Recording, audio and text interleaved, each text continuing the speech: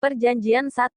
Sumitri. Ia adalah wanita tua renta yang tak berdaya dan miskin. Malam ini, Sumitri yang hidup di kampung berkabupaten Sidoarjo itu tengah meminta tolong kepada tetangga untuk membiayai pengobatan Dinda anak Sumitri yang sedang sakit. Sumitri yang tidak memiliki uang itu hanya dipandang sebelah mata oleh warga sekitar. Cih, sudah berapa kali saya bilang kalau tidak mampu membawanya ke rumah sakit. Sudahlah, terima saja takdirmu dan anakmu itu, bentak Juragan Jarwo yang terkenal kaya di desa tersebut namun juga terkenal dengan kikirnya. Sakit hati Sumitri mendengar ucapan Jarwo. Lebih sakit dari tertusuk belati. Dinda adalah anak satu-satunya. Aku harus menyelamatkan putriku dengan cara apapun itu. Rintih tangis Sumitri di tengah derasnya hujan. Sumitri melangkahkan kaki ke gubuk reyot miliknya itu. Namun, terlihat dari kejauhan ada seorang kakek-kakek sedang berdiri di depan pintu seolah sedang menunggu Sumitri.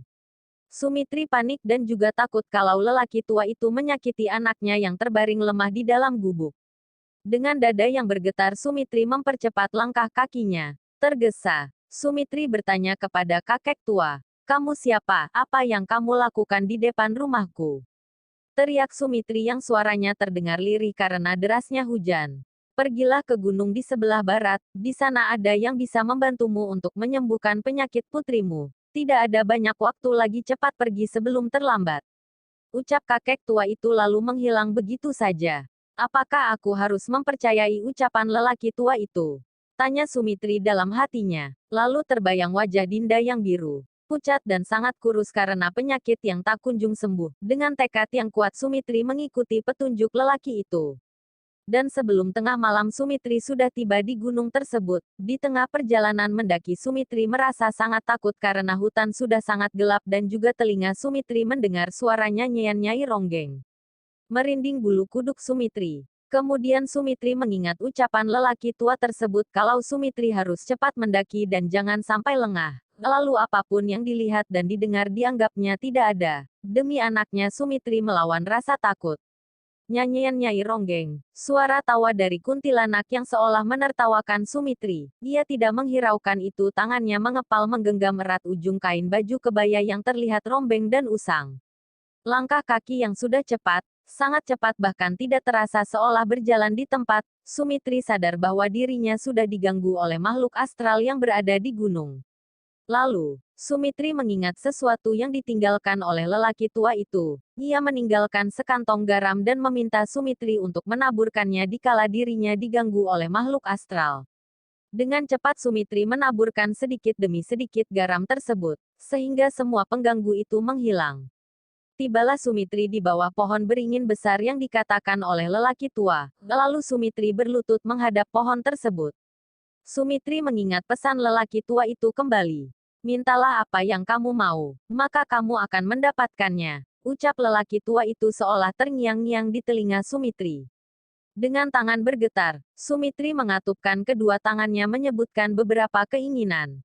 "Aku meminta kesembuhan untuk anakku, dan kecantikan untuk anakku serta berikanlah kekayaan untukku. Aku sudah sangat lelah hidup untuk dihina oleh semua orang." Sumitri meminta dengan suara yang bergetar dan di dadanya dipenuhi kebencian terhadap orang-orang yang telah menindasnya. Terdengar suara tawa wanita yang sangat nyaring. Hampir tembus ke dalam gendang telinga Sumitri. Karena kuat Sumitri tetap hidup. Sebelumnya bagi siapapun yang tidak mampu mendengar suara tawa tersebut saat meminta kepada penunggu pohon beringin dia akan tewas dengan darah yang keluar dari dua telinga, mata, dan mulutnya. Beruntung, Sumitri selamat dari tahap awal yang artinya Sumitri telah lulus ujian dan akan mendapatkan apa yang diminta. Perjanjian 2. Terdengar suara tawa wanita yang nyaring. "Hihihihi hahaha. Apakah kamu akan sanggup dengan perjanjian yang kuminta?" "Iya, saya sanggup demi hidup putriku dan kehidupan yang layak," jawab Sumitri.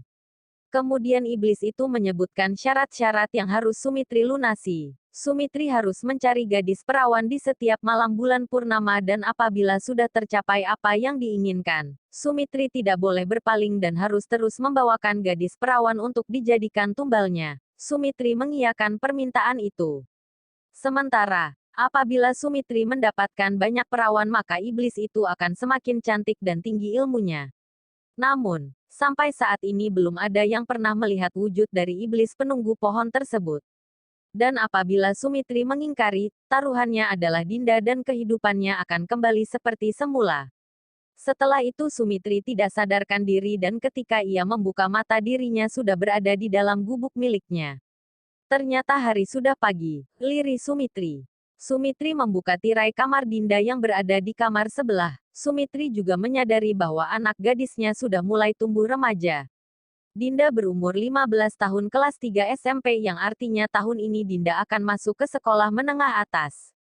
Sumitri melihat Dinda yang sudah rapi siap berangkat ke sekolah. Dia sedang duduk di bangku meja belajarnya yang sudah usang.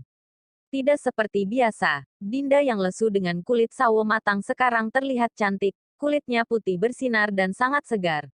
Sumitri mendekat lalu mengusap pucuk kepala Dinda dan bertanya, "Anak ibu sudah siap ke sekolah?" "Siap dong Bu. Dinda kan mau jadi anak yang sukses buat ibu. Jadi Dinda harus rajin belajar, iya kan Bu?" Ucap Dinda dengan khas. Manjanya yang mampu membuat hati sang ibu bergetar. "Maafkan ibu nak, ibu telah memilih jalan yang salah. Ibu melakukan ini demi kamu dan kehidupan yang layak. Ibu sudah muak hidup untuk dihina dan dicaci maki," batin Sumitri. Sumitri memberi uang saku yang berada di buntelan kain jarik yang sedang dipakainya itu. "Bu, ini terlalu banyak. Dinda uang sakunya 5.000 aja. Sisanya bisa buat ibu beli makan. Ibu kan siang harus bekerja jadi harus kuat," ucap Dinda seraya mengembalikan uang tersebut. Sumitri yang baru kali ini memberikan uang cukup banyak untuk Dinda yaitu 20.000 rupiah merasa tersentuh dengan apa yang Dinda ucapkan. Ternyata hanya itulah sisa uang yang dimiliki Sumitri. "Tidak apa-apa sayang, nanti ibu akan pergi ke pengepul barang bekas, nanti ibu dapat uang lagi," ucap Sumitri membujuk agar anaknya tidak menolak. Baiklah. Makasih ya Bu," jawab Dinda lalu mencium punggung tangan Sumitri, kemudian Dinda pamit untuk berangkat ke sekolah.